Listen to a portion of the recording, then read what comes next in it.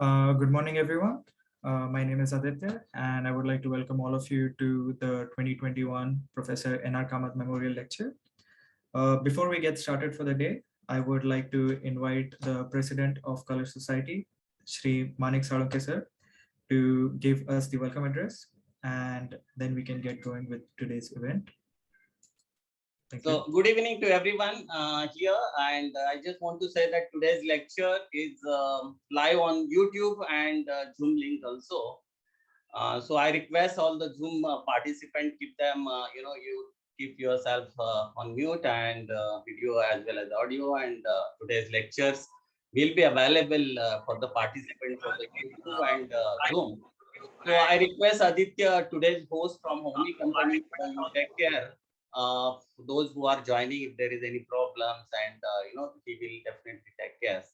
So with this again, Mr. Manik Salunke, the president of the Color Society, and I get a great pleasure in welcoming you all to the 2021 Professor N.R. Kamath Memorial Lecture on restructuring of university education in the context of NEP 2020, Education 4.0 and the global trends. I also feel extremely privileged to welcome our speaker, Professor R.D. Kulkarni, Honorable Pro Vice Chancellor, University of Mumbai, who will be delivering today's lecture.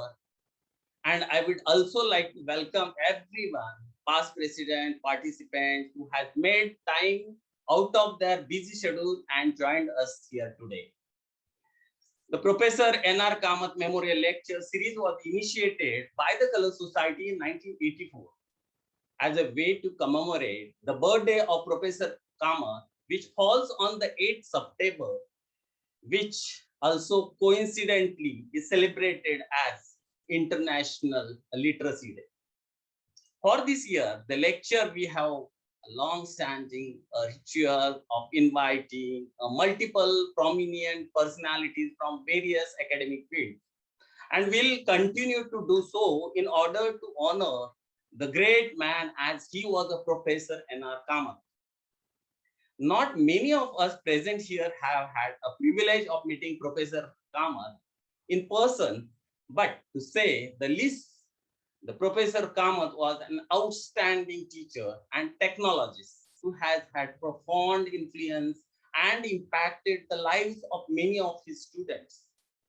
He was a real role model and mentor in every sense of the word of his era, and celebrating his birthday once a year, doing what he used to love doing, which is imparting a knowledge to the others, is the best way to honor his memories. Following in footsteps of Professor Kamath, we had to think long and hard about what the topic for this year would be, as we all have experienced in the past year and a half. The COVID-19 pandemic has changed our lives as we know it. Nothing is same as it was before the start of the pandemic, and things are still changing as we speak at the rapid pace. I believe that the year of 2021 will be the forefront of the start to a new chapter in the future of technology, business, and education. The pandemic has forced us to make rapid changes to the way things were done less than 2 years ago. And these changes have shown us the things that we never knew of before and have led to the growth of new business, marketing, and communication strategies, remote workplaces, cost cutting, and efficiency measures, and so on.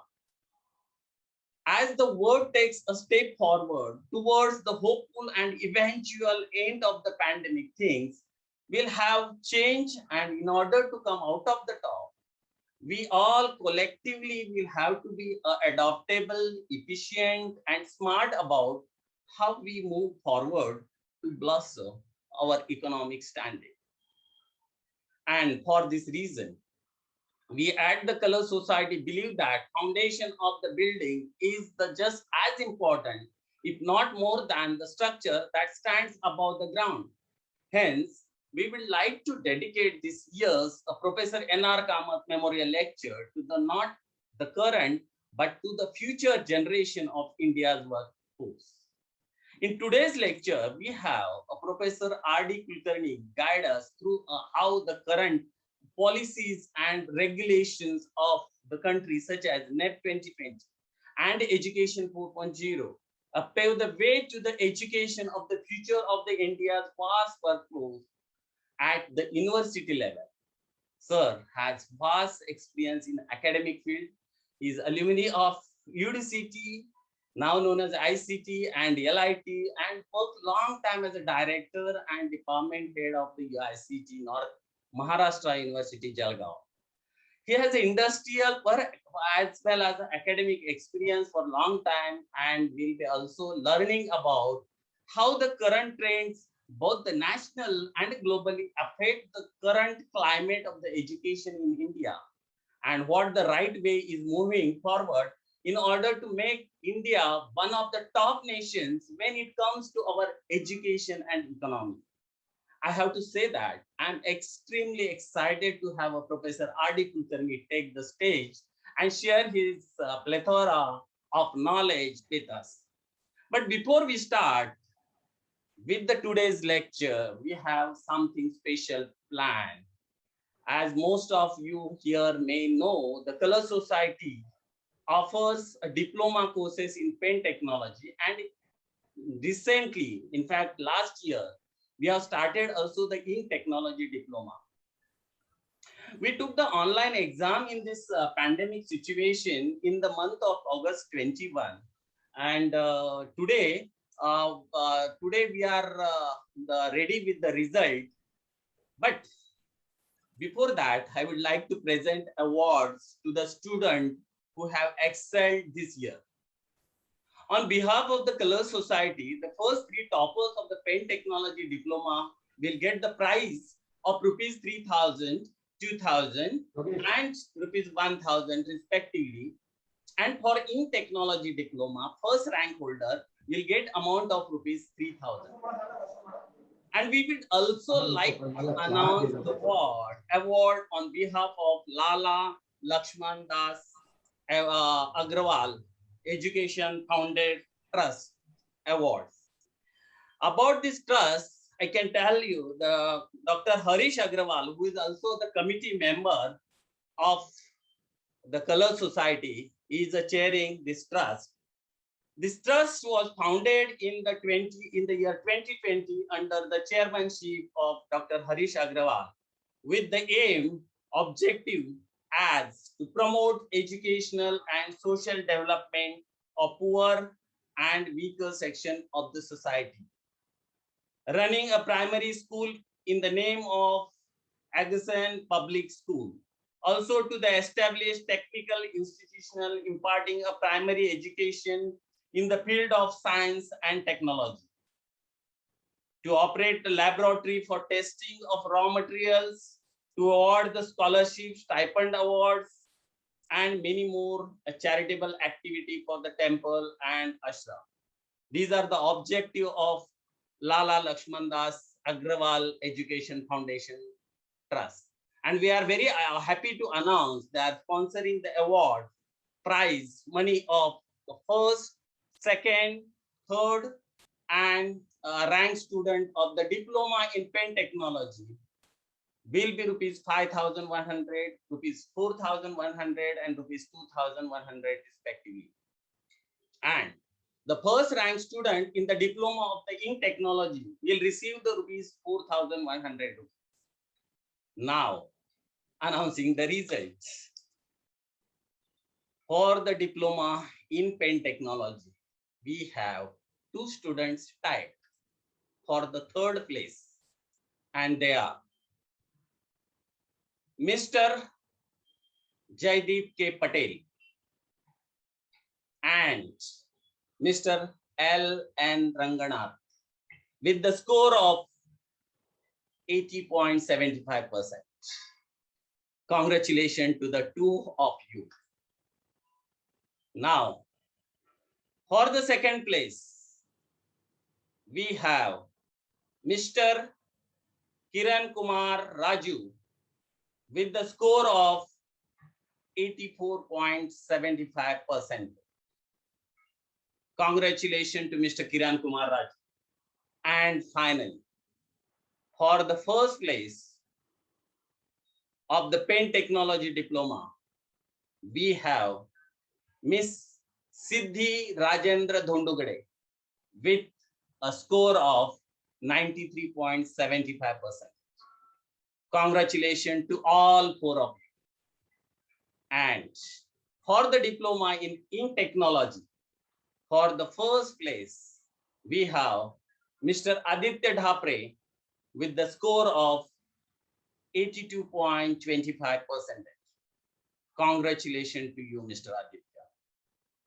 All five of you will be getting your certificates and the sponsorship award will be delivered to your home addresses. Because of this pandemic situation, we'll send it to you by courier. And I would again like to congratulate each and every single one of the students who completed their diploma courses this year. And this year, for everyone's knowledge, we have around close to 60 number of students for the Paint and Ink Technology Diploma who had attended the classes online. And we as your teachers and mentors are immensely proud of you all and wish you the very best in all paths that your life takes you on. We will mail you your grade reports and certificates, and afterwards Namita will send you a physical copy of the grade report and certificates, and she will mail you the result today evening, and tomorrow by morning we'll get it, all the results of the remaining students. I would like to thank everyone for listening patiently, and I wish everyone the very best in these trying times. Thank you very much. Over to Aditya. Thank you so much for your words, Mr. Salunke. We are extremely glad that you are here with us today. And now, for the next step, I would like to invite Dr. Satish Vaidya, who is one of the very few people who actually got to meet and spend time with Professor N.R. Kamath in person. So I would like to ask Dr. Satish Vaidya to please unmute yourself and share with us some of his memories of Professor N.R. Kamath. So on to you, Mr. Satish, Dr. Satish Vaidya. Good evening to everyone. I wish you all a very happy Lord Ganesh festival. I interacted with Professor N.R. Kamath as a member of R&D team of Bombay Paints. I thank Mr. Salunke for providing me the opportunity to share some of my memories. We all know that he was a genius in his field. However, that was not his only interest, and he was keenly interested in other topics as well. Let me share a couple of anecdotes. Once during an IPA conference at Delhi, we were sitting in a room, and some context he said, Mr. Sanjeev Kumar is a very simple person. He still uses a bucket for taking bath. This news was published in a film magazine. So he was keeping himself up to date about other activities also. On another occasion, during our technical discussion, I started with an update on the project going on. He interrupted me and asked me, did you watch yesterday's Wimbledon match of Arthur Ashe? I was surprised that he was up to date about tennis also. This just demonstrates that he kept himself updated about the world around him and did not limit himself to just the technical field.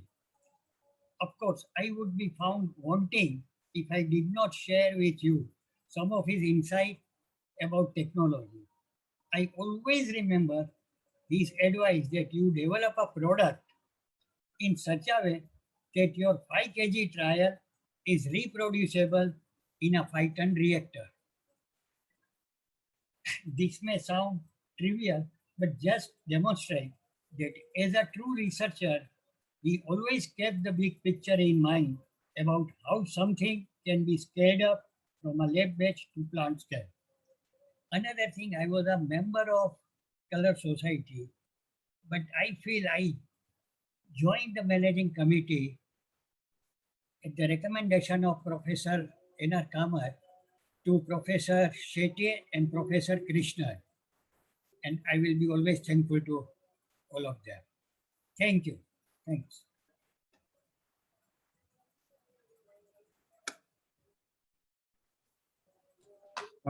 Thank you for your words, Dr. Satish Vaidya.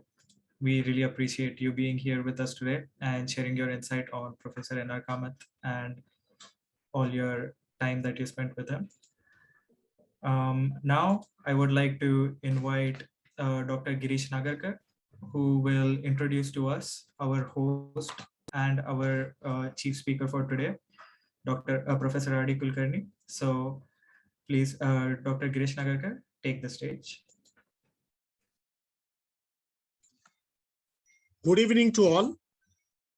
On behalf of the Color Society, I, Dr. Girish Nagarkar, welcome you all for this prestigious function in the memory of Professor N.R. Kamath, the founder of the Color Society and a guru to many polymer scientists and UDCTians. It is my privilege to introduce to you our today's speaker, Professor Ravindra Kulkarni, who worked as a professor and head Department of Oils, Oleochemicals and Surfactant Technology at the Institute of Chemical Technology, Mumbai.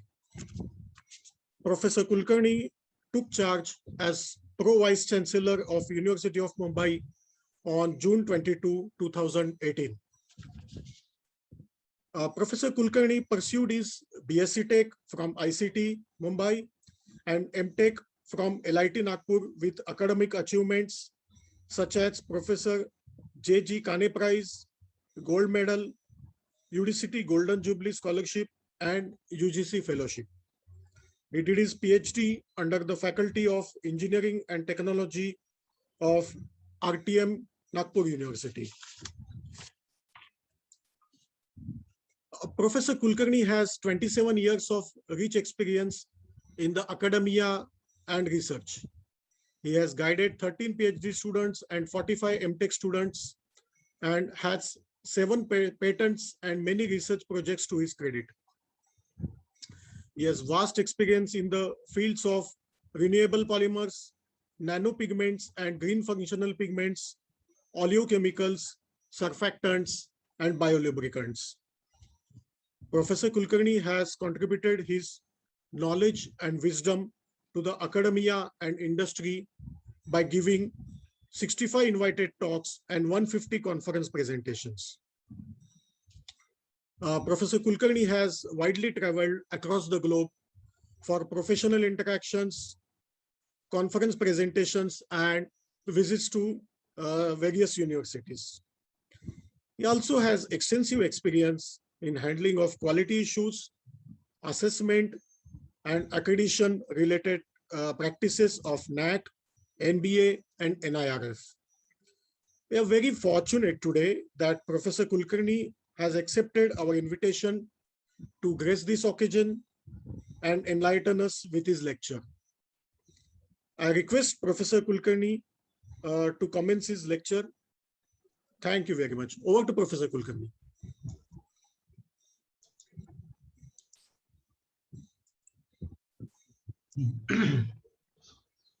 Am I audible to all? Yes, sir, you are. And you can proceed with the lecture now. But before you start, I would just like to mention one thing to everyone attending. If any of you have any questions related to the lecture, you can please put the questions in the chat box for the question and answer session that will be conducted after the lecture. Thank you. Please proceed, Professor Kulkarni. Okay, thank you. President of the Color Society, Dr. Girish Nagarkar, Dr. Satish Vaidya, all the dignitaries who are present on this occasion. Let me extend sincere congratulations to those who were successful in the pen technology, diploma in pen technology course conducted by Color Society. Let me extend sincere thanks to the Color Society for inviting me to be the part of NR Kamath Memorial Lecture Series. And let me extend my sincere thanks to all the dignitaries who are here, who would be probably would like to connect through this talk. Ideally, Color Society represents a platform for industrial professionals who work largely in the field of color and pen technology. And my talk probably would like to connect with reference to the industrial concern for university education. In fact, I won't say it is a talk. I would like to say that what are probably going on currently, what are the emerging changes that are taking place across the globe, and of course, in Indian perspective also. Let me put forth those changes and how probably the university is gearing itself, different universities in India gearing themselves so as to prepare the challenges for these new changes, emerging changes, and that definitely industry relevance is one of the principal aspects of university higher education, because ultimately the university is connected with the industry in two different aspects. One is like we supply the manpower with necessary skills and mindsets, attitude, aptitude, and values to the industry. That's one part, and really we are supposed to be connected with the industry as university faculty. We are supposed to be connected with reference to industry so as to take up different projects, really share our research areas, research findings, research conclusions to the industry, and that could have been a symbiotic relationship. So definitely industry must have a certain expectations with reference to university education, while presenting this particular roadmap of the restructuring of university in the global context in general, and in Indian context in particular, in reference to national education policy, which has been recently put forward by Government of India, and probably the connected changes in education with reference to fourth industry revolutions. So that's how I just would like to put forward the overall restructuring aspects that probably the university may have to take up, and not only had to take up, universities have already started taking up. The pace may not be as fast as the industry works out to be. Like the industry normally responds to any change with a very fast mode. University does take a little longer time, primarily being a public institution and primarily being a democratic setup. So where all the stakeholders are supposed to be involved for any transformation, any changes, any any possibility that includes changes in the teaching learning environment, curricular aspects, governance model, whatever maybe. So we do require certain time, but probably whatever the change that is taken place is normally expected to be very sustainable and durable itself. So probably the talk I just would like to divide in two parts. One, what are the drivers for this transformation of university higher education, so that we will be able to build up the operational excellence in the field of higher education across universities as well as connected colleges. Now, probably with reference to this, we would like to understand that besides hard skills, the students today are required to have a lot of soft skills also, and probably a lot of cognitive skills also. So that requires definitely a dialogue beyond classroom. So you need teaching and education probably beyond classroom, and a scholarly approach to the dialogue beyond classrooms requires development of various open educational resources which will provide transformative learning approach which will reflect through a continuous dialogue, offering a natural space for dialogue, natural space for really listening and rechanging, so that you can have transformations in the attitudes of the students who pursue the path of higher education. And as probably World Education Forum points out, that it's not that the way education is imparted, in what way it has been imparted is not just important, but what is more important is how is it imparted, how effectively it is imparted, and in what way it has been taken up by the students and probably delivered by the teachers itself. So you require a lot of development of the tools. And in the process of development of these tools and transformation, okay, now we have 4 different scenarios, like besides out of these 3, naturally National Education Policy, which is given by Government of India, Sustainable Development Goal given by United Nations, and the Education 4.0 connected with the 4th Industrial Revolution itself. So from that perspective, so what are the changes that probably we are having this? So one, the immediate relevance that the education is bringing about, not only in professional, but in regular education, whether it is a humanities, sciences, interdisciplinary, commerce, or management, whichever. So we find change in 4 quadrant. So initially, say it was said to be, and the education was said to be more of teacher centric, now which is getting transformed to the learner centric. So what are the expectations of the learner, and in what way the learners can be equipped to the skills which is required for current setups of organization and industries. So in that way, it has to become learner transformation from teacher centric to learner centric. Instead of knowledge centric, okay, instead of just putting knowledge continuously, okay, so instead of knowledge centric, we need a transformation into application centric.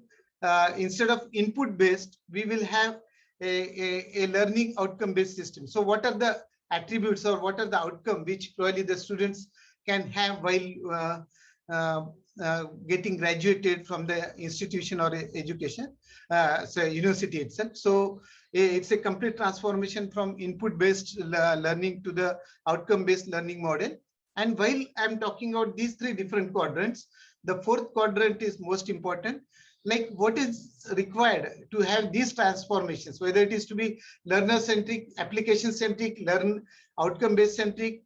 Okay, so the entire accountability is now based on universities, institutions imparting higher educations, and at the same time, teachers who are supposed to be the driver of this transformation. So previously, the accountability was on student. Now the accountability is on higher education institutions, and teachers are, of course, a part of that.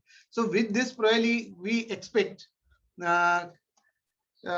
different outcomes that probably the student, whether it's a graduate, or whether it's a postgraduate, whether it's a PhD holder, whenever he acquires a certain degree or certain academic credits through learning in higher education, so he or she is expected to acquire many attributes.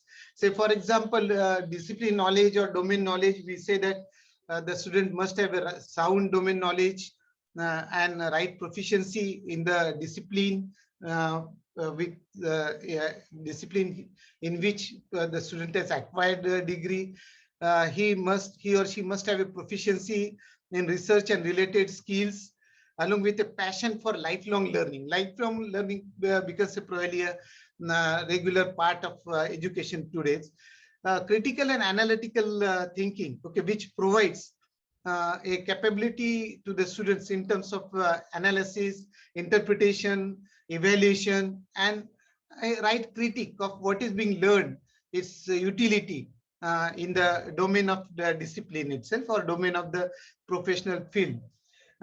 He or she must have an ability to identify, select, and use research techniques to carry out research, and at the same time should have a right understanding about the IPR domain as well.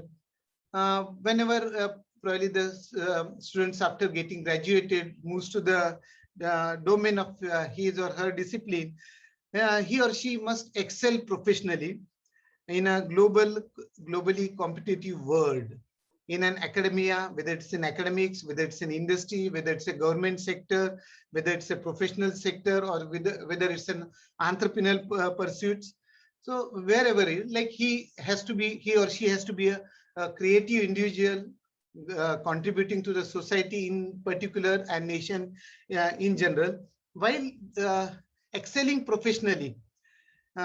He or she must have a right social sensitivity, right multicultural competence, so that he or she will be socially and ethically responsible citizens who are aware and sensitive to local needs and contribute to the society and nation.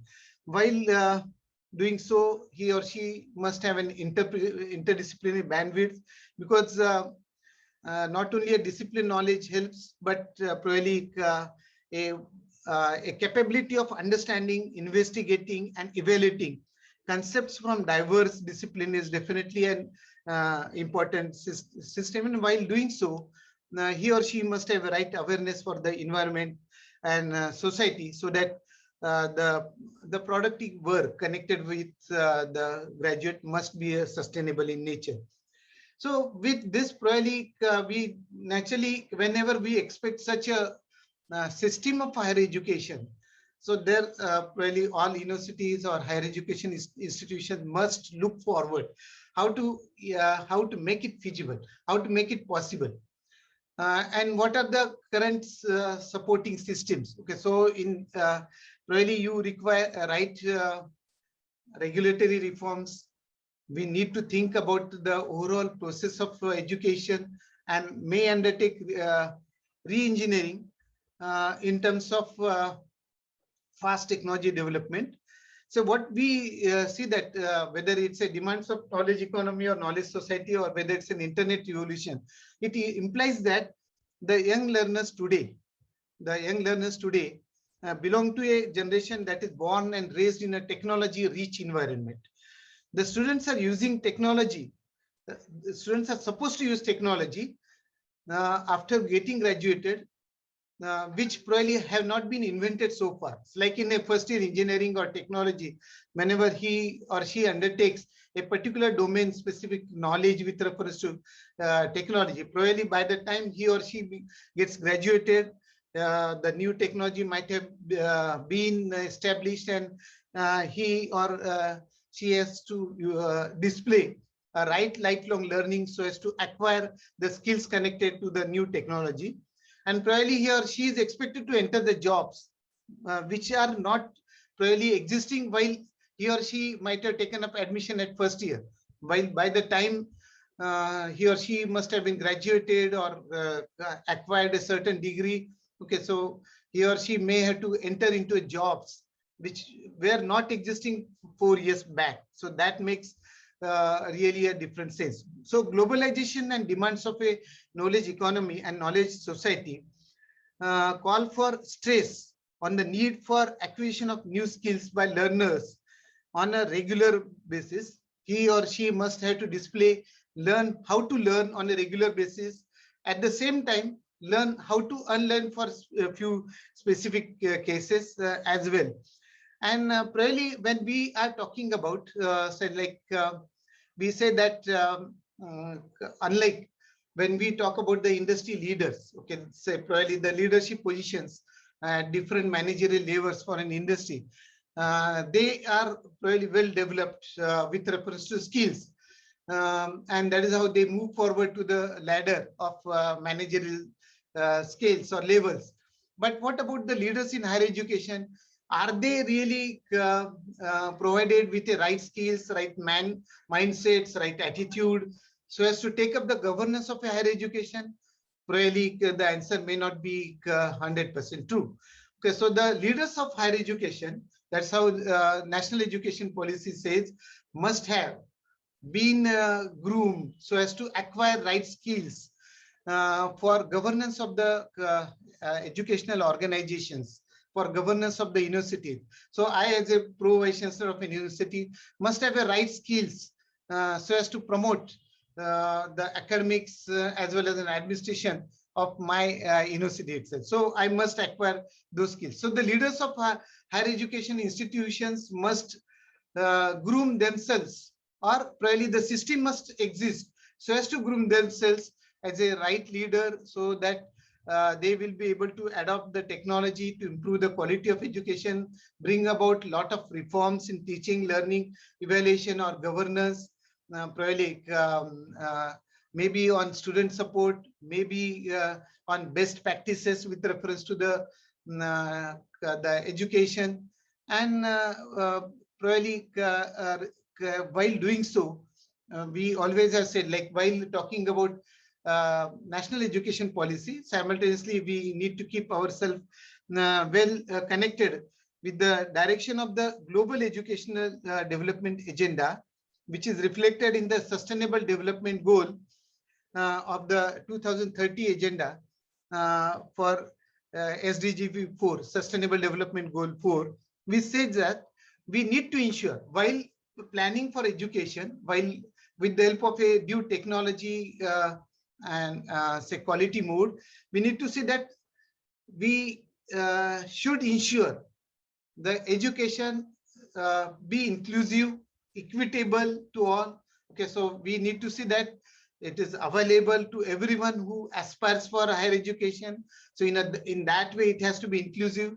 So for example, while socially and economical weaker sections of the society need to be given a due attention, so that they will be given a right opportunity to take up an education. And at the same time, while having inclusive and equitable education, the quality excellence need not to be compromised. So that is what probably we need to look into.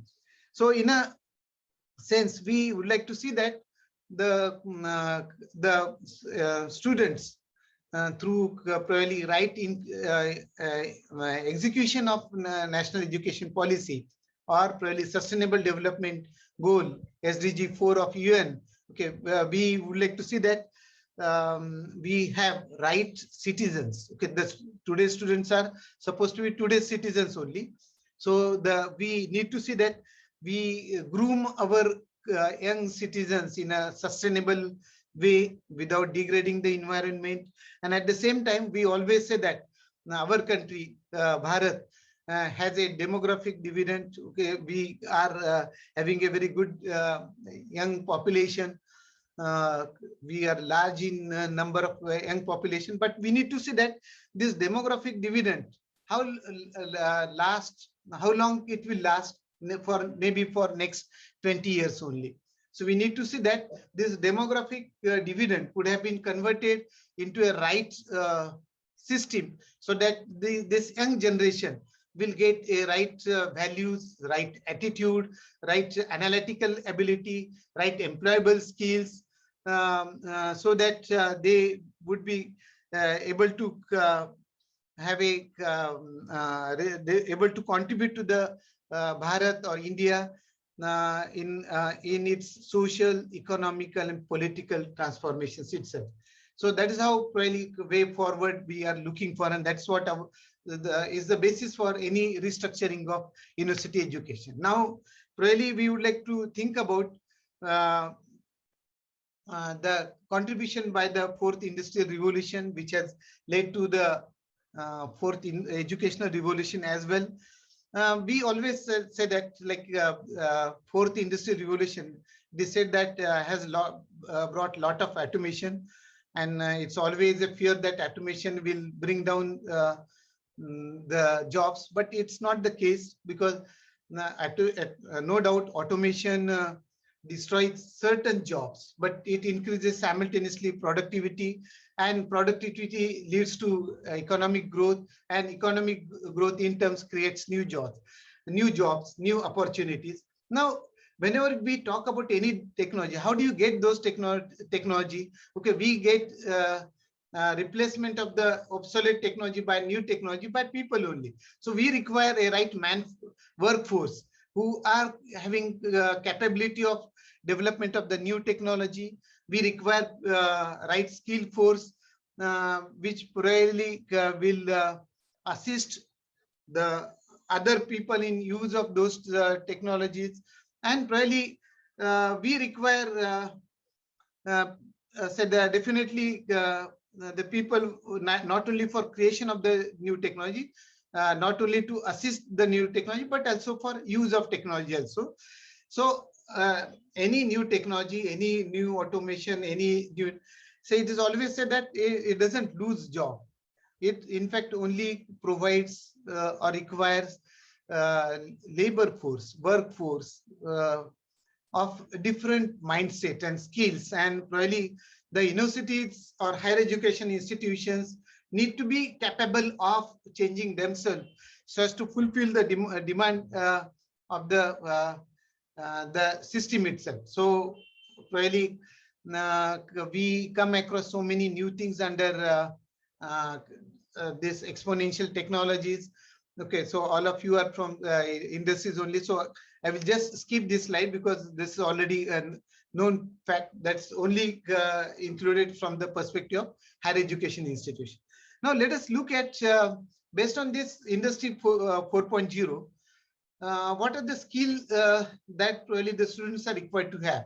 What are the different reports which probably tells us so as to undertake right curricular development, right pedagogical transformations.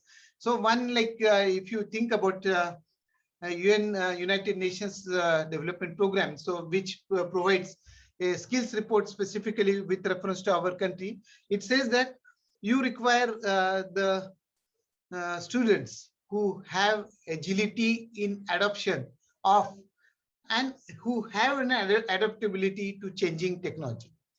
So like we need an education which probably is connected with agility in adoption of and adaptability to changing technology, which defines skill readiness for jobs in future itself. So, so the skills report says that this particular skills report I just taken from the perspective of the commerce and management students. It's not probably for all faculty.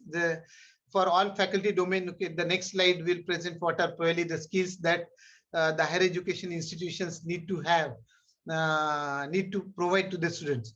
Now, via commerce and management, because University of Mumbai has almost 50% of the students in the field of commerce management. So roughly 9 lakh students are probably pursuing education through university. Of that, 4 to 5 lakhs are connected to commerce and management. So that's one of the biggest faculty, and that's how the primary focus naturally to look at the curricular development and pedagogical aspects, so that we could have curricular reforms which will fulfill the demand of different skills as a data scientist, digital marketing, cyber security specialist, blockchain architect, maybe connected with the use of IoT for digital payments, digital economy, and maybe connected with the next generation economics itself. So we require now connected with this, what are probably the higher education looks into. So the desired skill for these occupations are likely to comprise of skills which were not so far considered in current curricular development. Okay, I frankly admit probably we may not have given full attention to that, but now probably we need to see that we have a right curriculum which will promote cognitive abilities, system skills, complex problems solving skills, content skills, and probably in many cases right social skills as well. So this particular report by World Economic Forum, okay, which has probably thought of what are probably the different jobs, what are the, so this is a future of jobs report, which we have taken as a basis to undertake transformation over last 1.5 years. And of course, we are taking up many other supportive research papers and findings also. But so like this particular said the research paper finding presents jobs in 3 different forms. Of course, the jobs which are stable and will get continued. What are the new roles which probably the industry 4.0 scenario we will expect to have kind of jobs, and probably what are the redundant roles, and actually the curriculum connected to those redundant roles need to be replaced by curriculum that provides new roles with reference to the future of the jobs report. So this is how probably would have been a right basis. And of course, since we are in, naturally, what are the industrial scenario in Maharashtra, that becomes an important part. Like the government of Maharashtra has gone for a large sectoral roadmap so as to support, of course, not only and promote traditional sectors, sunrise and thrust sectors, but as to at the same time keep themselves well enabled to the industry 4.0 sectors also. So we expect a lot of support from the government of Maharashtra in general, in particular, and government of India in general, with reference to the right roadmap for industry, which would be taken up by university educational leaders so as to have a right roadmap with reference to the upcoming education itself. And that is how we have an education 4.0 domain connected to the say the industry 4.0. So industry 4.0 let us say like thinks about a certain use of, let us say, AI for reasoning. But then in order to have a right use of AI, you require skilled force of a right attitude. And that is how the technologies, disruptive technologies such as IoT, big data, and AI are influencing the delivery of the education also. So right now, for whatever future previous slides, okay, there probably I was mainly talking about skills that are probably required for new industry development or professional sectors. But at the same time, now when you would like to provide this kind of the skills, in what way you can use technology so as to provide the right right provision of that technology in an university environment. Okay, so it says that probably within the next 5 years. Okay, the pandemic, of course, has accelerated that thing. Said some, like you may say it's always there are certain positive features like that has forced by the pandemic, that the education system has immediately became ready for education 4.0, which otherwise would have taken little longer time. So from last year itself, many universities, colleges acquired the skills necessary for education 4.0. So that is what we say, that within next 5 years, we will be able to acquire a learning module with advanced analytics so as to assess students' data using artificial intelligence, and using that assessment, okay, we could have a right curricular development and transformation in outcome-based, transformation in teaching, learning, and evaluation with reference to outcome mode of learning itself. So we expect that with this embracing a learning module, probably the entire field of education will find a lot of changes, transformations, which will provide right fulfillment of a technical skills requirement required for industry, and probably conceptual understanding. Okay, the understanding of the or application centric understanding would have been easier with education 4.0, the kind of tools or technology which is connected with education 4.0 itself. So let us say, what are the advantages of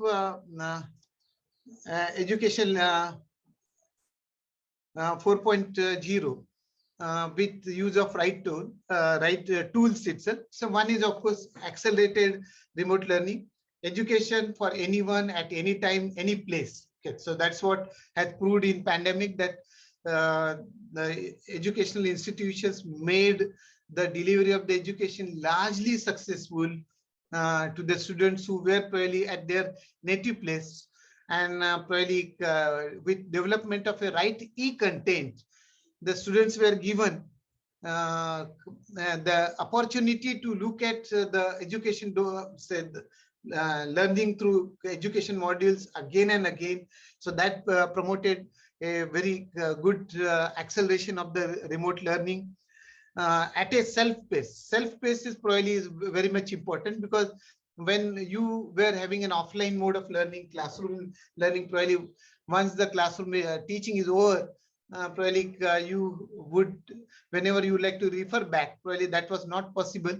But with e-content development, you are able to see it again and again, and one can look at the education modules at the own pace.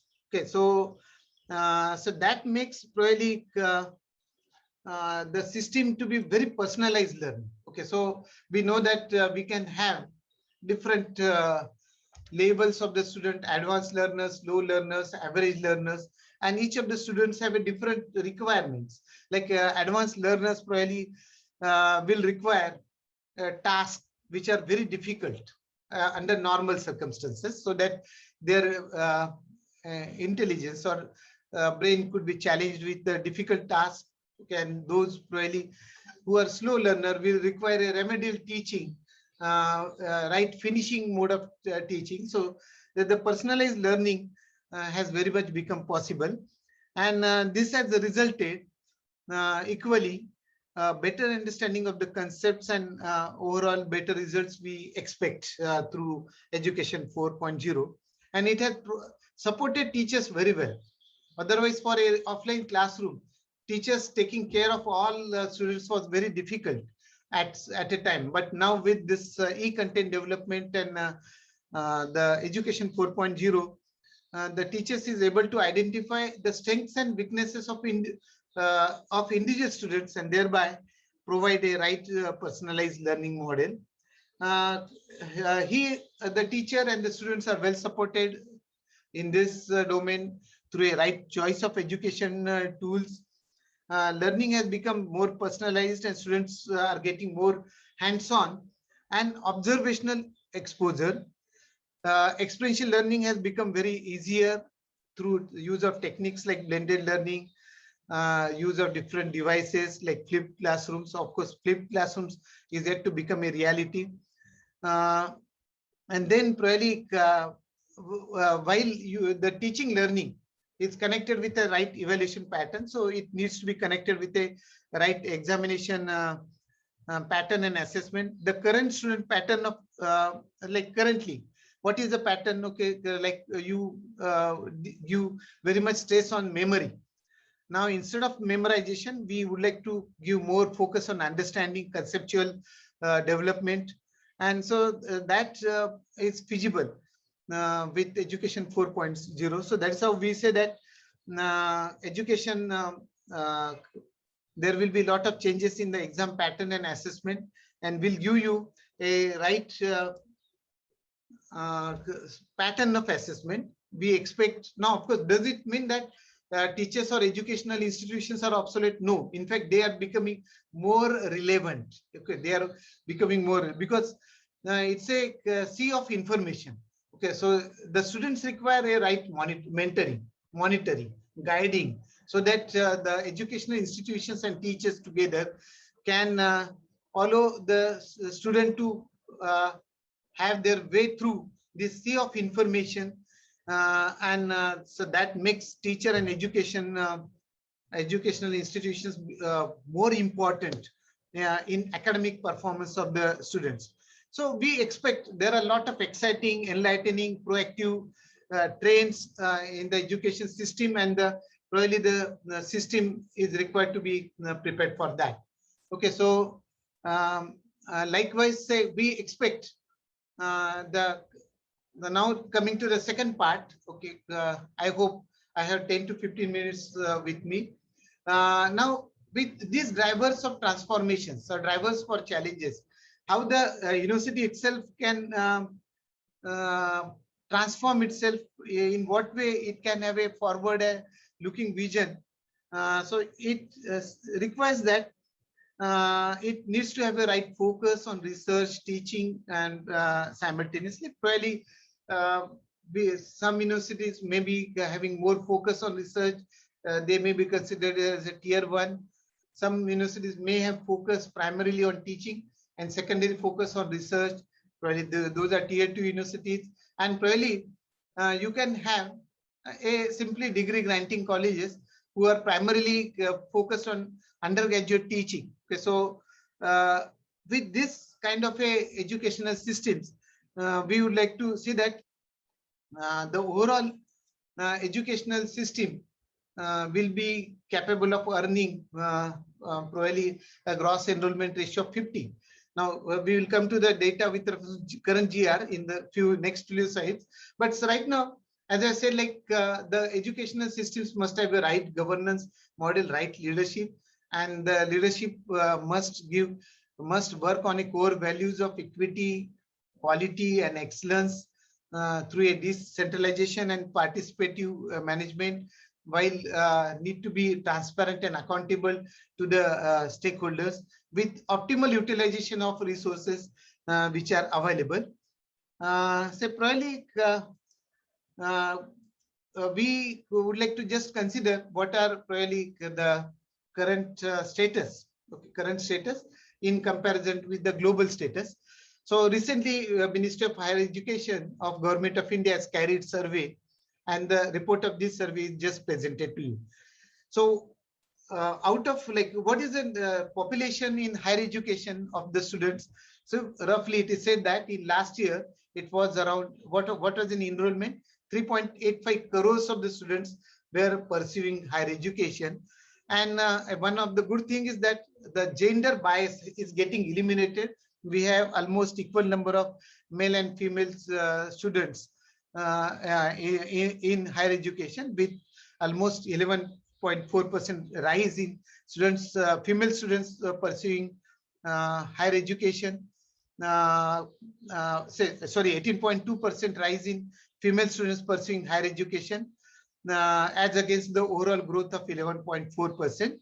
Now, current gross enrollment ratio stands at 27.1 in India, with a target of 50 in 2035. So you expect almost doubling of the gross enrollment ratio. Where do we stand in the global context? So let us say like USA, if you think about it, has a close to 90, Germany close to 68. So naturally we need to move fast so as to take up the global pace. Now, with reference to this, what are the probably right problems that are perceived? So one of the principal issue, like in industry, you always consider the cost economics ratio, okay, the cost feasibility ratio. Now, when you extend same cost feasibility ratio to the educational institutions, so what then what is an analysis that indicates, like roughly, as in today we have 1,043 universities and 42,342 colleges.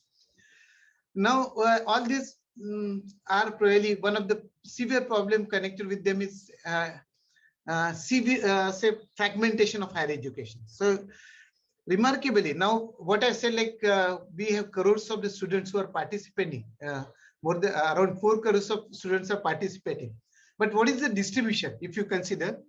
So we find that out of say 43,000 colleges, roughly 40% of the college are running only single program. So that's not a right cost profitability. So they do not have a multidisciplinary approach in higher education. Only 20% of the college, only 4% of the college have enrollment over 3,000, and probably 20% of the college have enrollment below 100. So why probably education is required to have a right economics angle? Okay, one, of course, we are looking at multidisciplinary system, not only from the economics angle, but simultaneously from the angle of students also. But multidisciplinary system makes the overall education system really large one, which provides a right thrust, so that you can have a larger higher education system, which will address many of the problems that current higher educational institutions are facing. Okay, with multidisciplinary education system, we can have programs across different disciplines in an institution to ensure optimized resources, right use of optimized resources, integration across discipline.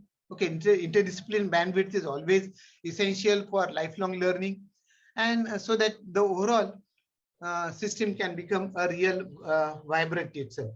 So from that perspective, we do have certain expectations. Now, multidisciplinary, we are not just thinking from the perspective of optimal utilization of resources, but at the same time, we are thinking about overall development of the students.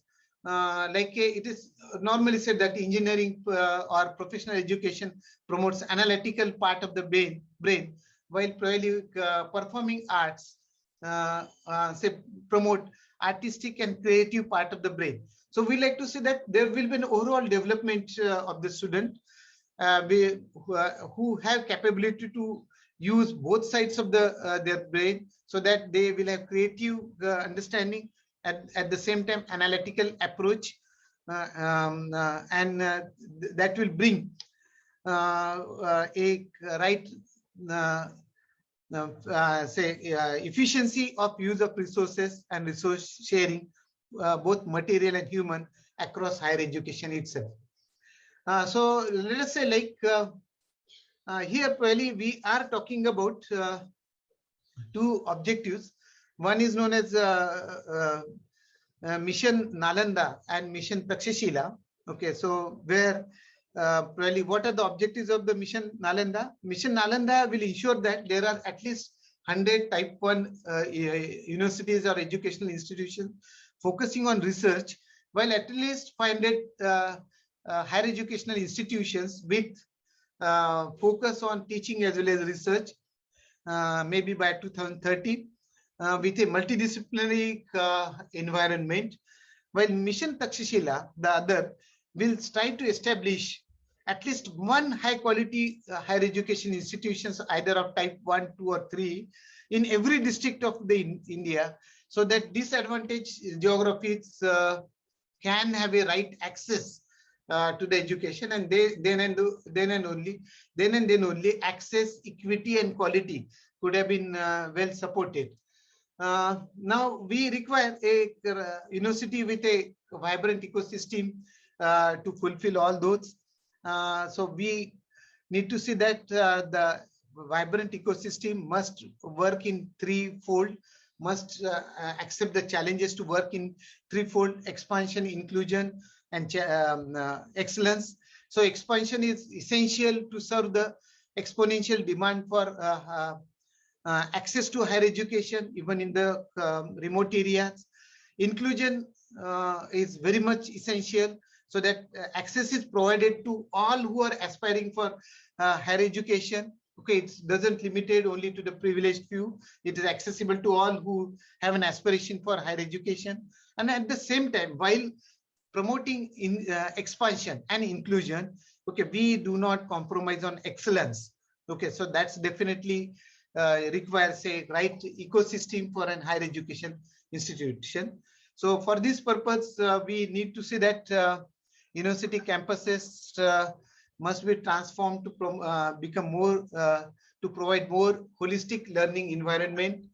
We need to have a right dynamics so as to promote relevant studies, research, and innovation on the campus and in the university at large itself. So that definitely requires a right restructuring of the university itself. Like normally we work in a top-down mode, which is not the right one. Okay, so in the initial one of the few previous slide, I said like participative governance model, what is required. Normally, current model works on top to down, like you take a decision and try to percolate it down to the level. But then probably it doesn't give you a right environment. Universities, okay, if you look at the overall system, okay, they are essentially confederations of different department and functions, and each of department will have their own internal structure, distribution of the decision-making system. So we need to see that the administrative plans, research plans, academic plans should not run centrally. Okay, so, which is top-down approach. Rather, you need bottom-up approach. We need to have a right feedback from the stakeholders and then take up the decision. It may take little longer time, but that is essential for getting a success. Otherwise, what is happening? Like you develop a new system, and probably then every system may have certain pitfall, and probably then though you start thinking about the solution for that pitfall, so which is not the right way. Okay, so probably putting the answer before the problem is the right way. So what we need is to through working bottom-up approach, we need to gain a deep understanding of the problem on the ground and build a solution in a collaborative approach with participation of the all stakeholders. And in many cases, what is happening, we focus more on cost, which is probably not right. Okay, rather the entire objectives must focus on the improvement of the service level of the administrative department, and probably the experience of the teachers need to be promoted so as to promote a right education model. So this is probably will require a lot of restructuring itself. And probably many times what happens, like we think about certain educational goals, we normally involve, we think of students and teachers probably, but many times the administrative block remains neglected, and which is not the right. Okay, so many times it gets overlooked. So the back office structures, okay, which provides the right support to the educational scenario, need to be modernized, right? Need to be streamlined, and probably we need to look from the angle of human resource, right? Optimal finance planning, corpus funding, and the good facilities which will meet our the objectives of the domain. And say while doing so, we need to have a structure which will attract teachers of quality, a good talent. So what is happening in current scenario, we observe that almost the teachers who are supposed to deliver the education and conduct research, unfortunately are burdened with administrative domain, so which almost takes up 44% of the workload, which is not right. So we need to have a right HR system so that the teacher will be relieved of this administrative burden and will be capable of pushing itself forward. So in order to see that while you undertake restructuring of the administrative and teaching support, we need to provide an optimal learning environments and support for students as well as teachers. So which requires a continuous development of an upgradation of curriculum, reforms in pedagogy, which will help young people to prepare themselves with the right knowledge, attitude, values, skills, employable skills, and will be able to work as a successful professionals in the domain of their discipline itself.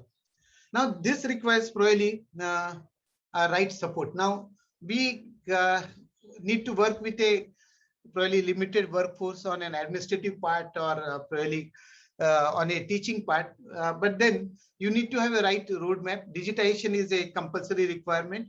So it's a thing that the University of Mumbai is already moved on the digitization platform, and we have tried to identify the various functions, and there and we like to move from centralized server to the so the cloud-based computing, cloud-based supports shortly, and different functions are well connected, and probably traditional way of management and probably administrative structuring with reference to the student data, right from enrollment to till award of final degree, including placement, okay, need to be properly connected so that it will be like a few domains of that would have been connected through a one UID, so that access to the data could have been very much easier. You can have a right information system which creates reports accessible to everyone, like whether it is for public, whether it is for student, whether it is for faculty, or likewise. So in that way, we need to see that whatever we are making ourselves accessible to the public domain, and analyze those resources, carry analyze data, and probably take up the right decision itself.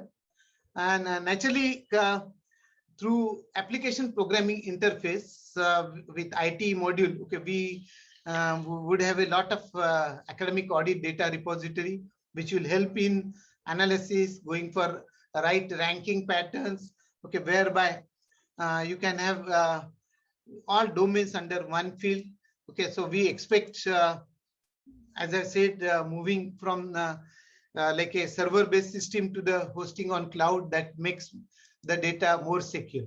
I will just probably take 5 or 7 minutes more, wherein I just would like to present one task which makes us to provide analysis. Okay, when we would like to see that our university becomes a world-class system.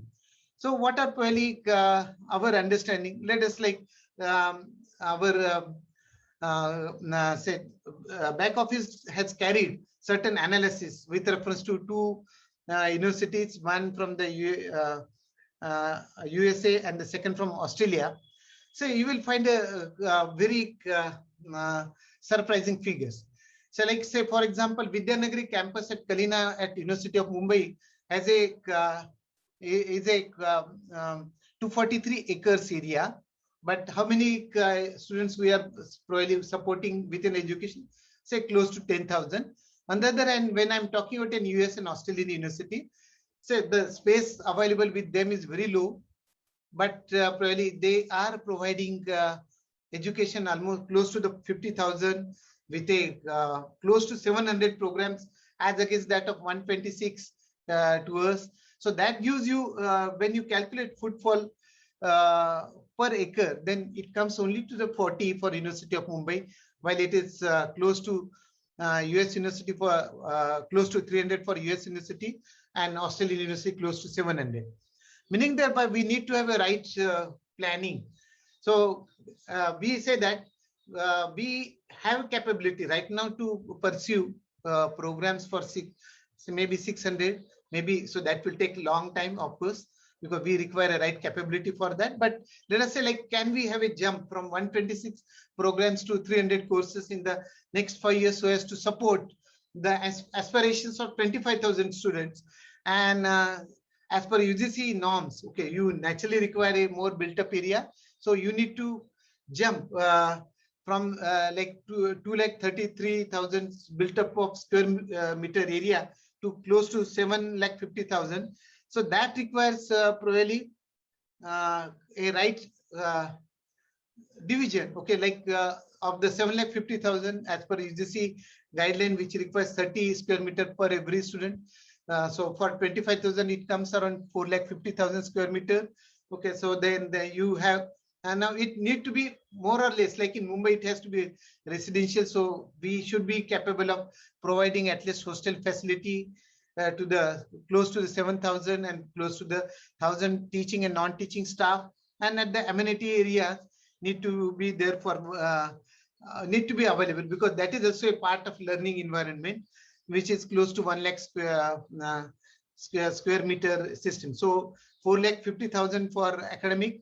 So let us say 2 lakh square meter for campus development and 1 lakh for amenities. So that comes to the case of 7,50,000. I just organize this. Have I time or should I stop right now at this stage? Go ahead, sir. Go ahead. No issues. Okay, so few more slides.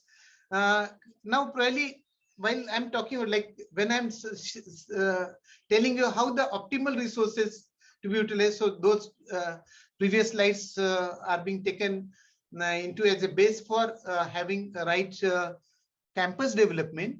But then we do find that there are many, almost 54 departments, 11 centers, maybe 25 chairs, okay, who are providing education, research, and extension in different domains.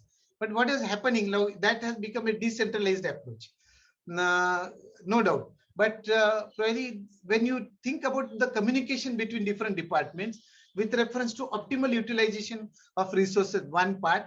Second part, probably a mathematics students would like to have a domain in music, let us say from School of Performing Arts, or probably let us say like a student acquiring knowledge in Germany, German language, would like to have domain in physics itself. So in what way we could have, we would like to have a right communication. So we have brought a loose school concept. That's how, of course, it's not only connected to University of Mumbai. Now many universities are coming forward with use of this umbrella school concepts, whereby while retaining autonomy. So as I said, it's always a bottom-up approach. So individual autonomy, transparency, accountability of the department should not be compromised, but they need to be brought together in an umbrella school pattern, so that let us say like there are 14 different language departments. So some of them connect to the Indian culture. Okay, so let us bring them together so that there will be right exchange. See, keep in mind, we, as I said, we don't want only to be focused on cost, but say, for example, language domain. Language domain may not have a certain relevance from the placement perspective, but they are essential for the creative mind of the students itself. Say, student probably would like to acquire skills in Marathi literature, or probably a proficiency in the Urdu domain. So let us see that, bring all these Indian languages under one umbrella, so that there will be right collaborations into the research, and which will prepare themselves to be to have curriculum domain, not only for hardcore MA Marathi or hardcore Urdu students, but they will be capable of supporting students from science domain, commerce domain, who would like to have skills in the literature itself, and at the same time, like those who would like to move abroad, require skills in different foreign languages, and need to be well supported through School of Foreign Languages. And at the same time, the sciences school need to be well supported by the School of Performing Arts, so that their individual abilities, individual hobbies could have been well taken care of. Social science, every scientific development must have a social approach. From that angle, we need to have a right collaboration between School of Social Sciences and Sciences itself. We have now thought of restructuring in one more way. Like, while we would like to see that students are given right domain in the field of their discipline, but at the same time, they should have a right skills with reference to their fields itself, so that they will understand about the society. Okay, societal approach is very much important. What is probably the problems faced by the society? So in order to have that, we have conceived, conceptualized 2 credit course, which is really right now given in 9 different domains, and we will extend it to others, so that the students will have different sample case studies, will move to the villages, will spend at least 30 hours for field work, will analyze the problems faced by the society, and will put in their research projects as a future part. Academic bank of credits, really it's a new concept which has come forward. Okay, so which probably keeps a record of academic credits. Recently, just in last say in July only, Ministry of Higher Education, Government of India has floated that concept. But while it is floated at national level, the university need to be prepared to accommodate them at university level itself. Like if one department, student of one department, if he or she acquires credit in one department and acquires few credits in other departments, can we have a system to club together? So that is what probably in the right academic bank of credits, which will enable students to have a mobility across different departments within the education itself. Probably in future, we may have to think about DU domains like on-demand examination. We may have to think about probably for a paperless mode of examination. We have taken, of course, pilot trials on examination on tab, which requires no say question paper in paper form or answer book. Like everything would have been available on tab itself and can be. So that is in pilot scale, and we would like to see that that becomes a feasibility in long run itself. And of course, we like to see that the students have right support through DigiLocker system, which is a Government of India. Now, University of Mumbai is one amongst the few universities which have contributed well to DigiLocker facility, and probably students, alumni of University of Mumbai across the world, maybe within 3 to 6 months will be able to have access to their degree certificates through DigiLocker facility as well. Of course, in last part, like we just would like to think about to provide support to the innovation and incubation. Okay, so which requires probably different facilities under one roof, so that the startups will have a right success. Okay, we need to say those who would like to take up startup as a part of their education itself would be supported in different domains. Okay, and whether it is legal part, whether it is IPR part, whether it is internet support, whether it is support with industry, whether it is mentoring, okay, would have been supported well through the entire lifespan of 2 to 3 years for the incubity itself. I just say this particular chart is well known to us, so which makes it is said that the incubity has a success rate only of 6 to 8%, 4 to 6% only. How can we raise probably the success rate, and how can you reduce the failure rate? Probably this is one different step through which they could be promoted, like going through a right scrutiny, probably providing a right support at different level, providing a right business plan, providing good market research consultancy to the students, providing legal finance reports, and going for a periodic assessment, so that ultimately the student will be able to finish within 100%. Finally, I just would like to sum up with two great stalwarts like Swami Vivekananda on education. He says, like, education is not the amount of information that we put into your brain and runs riot there undigested all your life. That's never a objective, but we must have a life building, man making, character making assimilation of ideas. But at the same time, if you look at what Albert Einstein has said, okay, so it's a important requirement of current generation that we need to bear in mind that the wonderful things that we have learned, current generation, all of us, in our schools and colleges, is the work of many previous generations, and all this put into our hands as a matter of inheritance. We need to receive it, honor it, add to it, and really innovate it, and on one day faithfully hand it to our children. Okay, in that way, probably we will be able to fulfill our requirement of higher education system. Thanks to the Colors Society for inviting me to be the part of this session, and I say it's open for discussion, of course. as from the dignitaries who really have a long experience in the field of industries, and we would like to seek inputs from them also. So thanks to all. I just would like to see that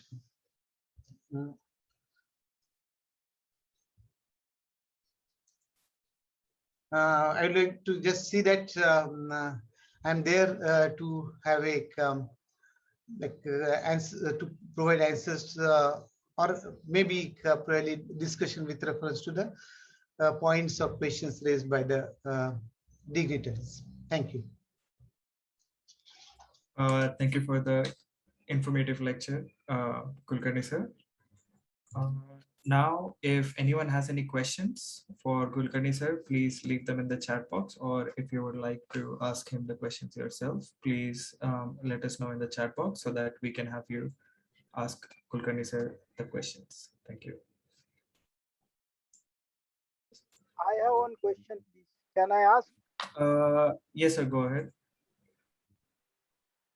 Professor Kulkarni, I want to ask you, what is the benefit for the this new education policy to the industry? That's what I have already explained in my presentation itself. The national education policy, rather than saying new, it's national education policy. It gives a lot of stress on multidisciplinary kind of an education and provides a lot of scope on minor and majors. So that helps students to be developed themselves in an all-round individuals with a right skill sets. And it has already taken into account the different skills that are required for workforce in the fourth industrial revolution. So the curricular revisions are being given to the individual system. So let us take an example. Okay. Say, for example, if you think about an University of Mumbai, which has almost close to 850 colleges. So whenever you like to take up any curricular development, so then that development percolates down to the different colleges at a very slow pace, and probably different colleges may have individual requirements. So like, for example, colleges in Konkan region may would like to give a more stress on education domain which is relevant to Konkan itself, or probably those which are in Palghar may require a different domain, and probably new Mumbai itself.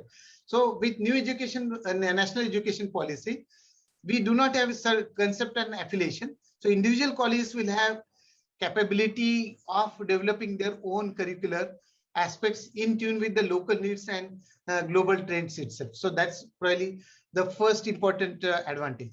Second important advantage is like there will be say a right regulatory mode. Currently, overall education is regulated by so many different regulatory bodies. Say, for example, an university, if you would like to look at, it has to interact with so many regulatory bodies. Say, for example, AICTE for engineering professions, Pharmaceutical Council of India, PCI for pharmacy itself, education, let us say NCT, say Bar Council of India for law. Now there will be one common regulatory domain.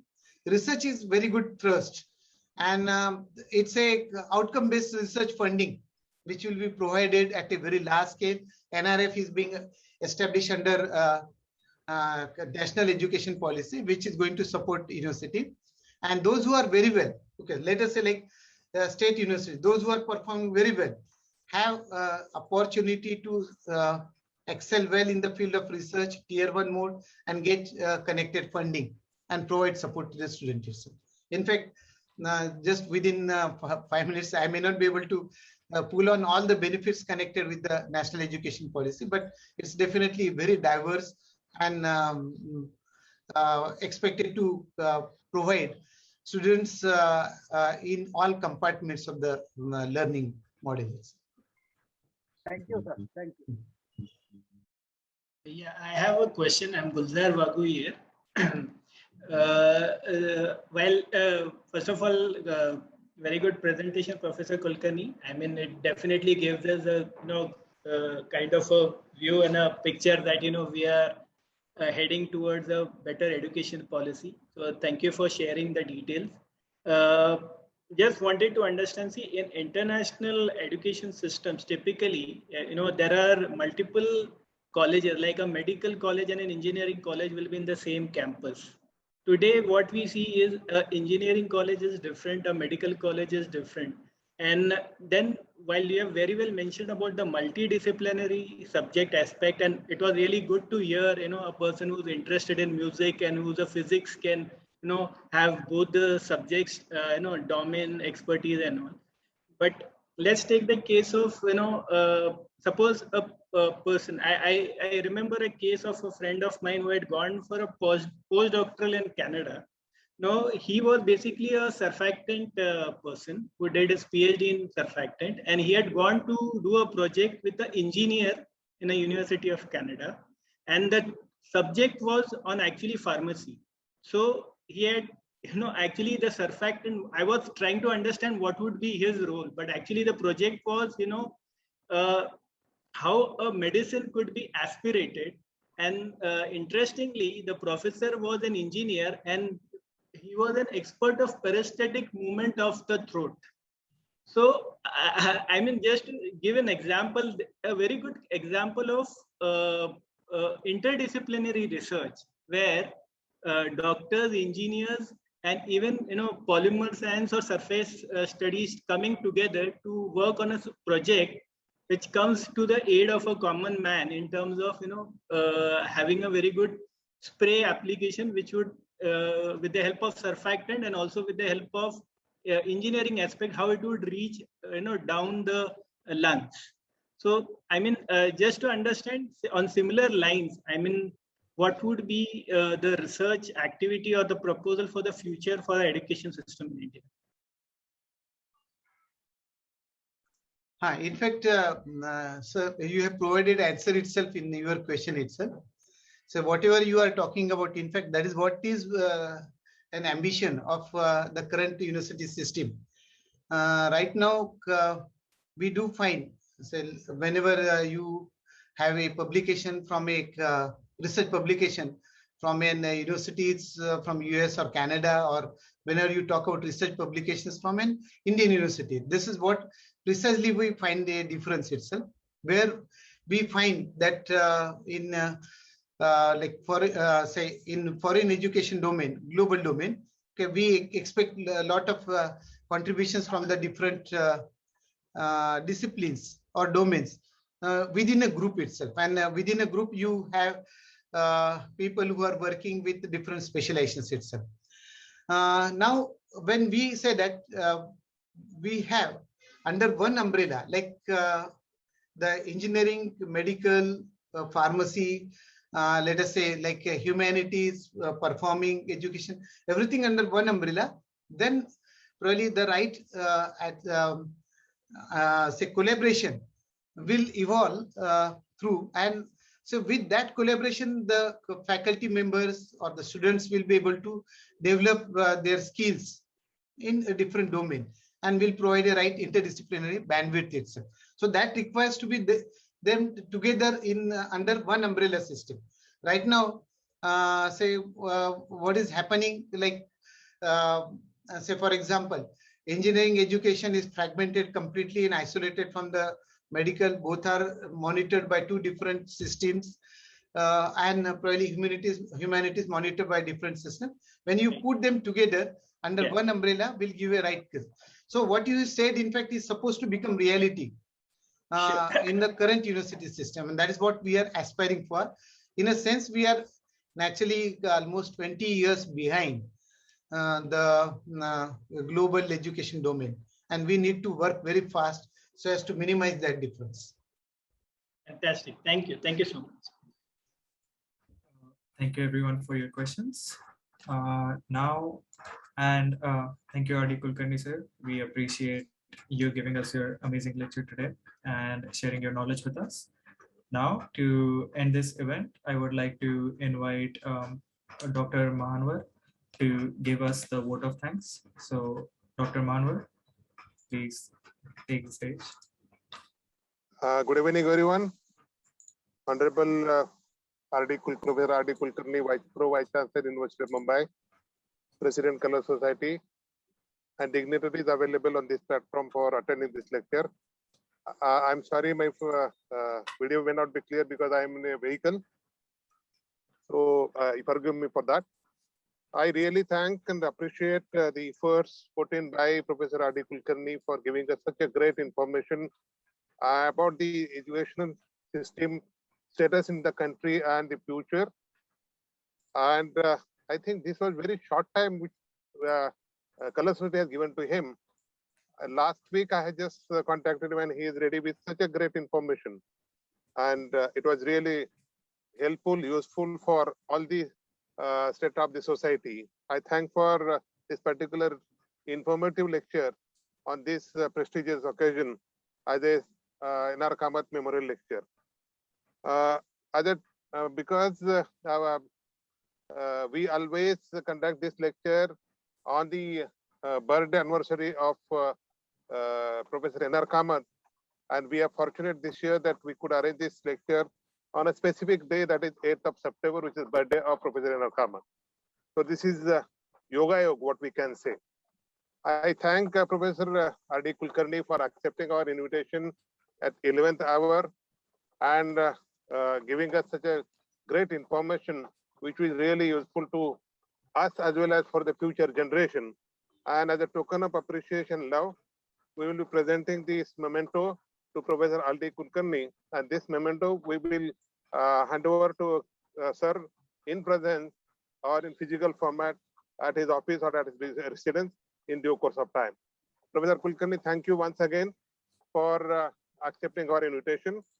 I thank President as well as the committee of the Color Society for making this event, as well as I thank all the attendees who have attended this program in a great number for this particular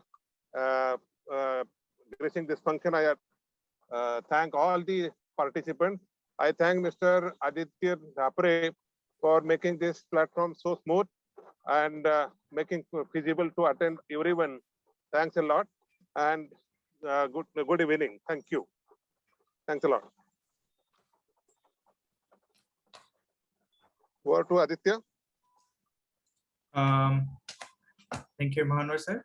And so, Solanke sir, do you have any words to say for Professor R.D. Kulkarni? Yeah, same thing that whatever Professor Mahanwar mentioned, last meeting we have decided, and sir had given time to us. So I just want to say thank you very much, sir. And we'll be in touch always, and we'll closely, work together, like, Color Society as a representative of the industry and the academics. So in future, we are looking forward to work with you, sir. Thank you very much. Yeah. I would like to say the same thing. Thank you, sir, for attending today's lecture. We honestly appreciate your lecture today. And again, at such a short notice, thank you so much. I would also like to thank everyone who has joined us today, both on Zoom and YouTube. And I look forward to seeing all of you in more of Color Society's lectures. So thank you, everyone, and good night. Bye-bye.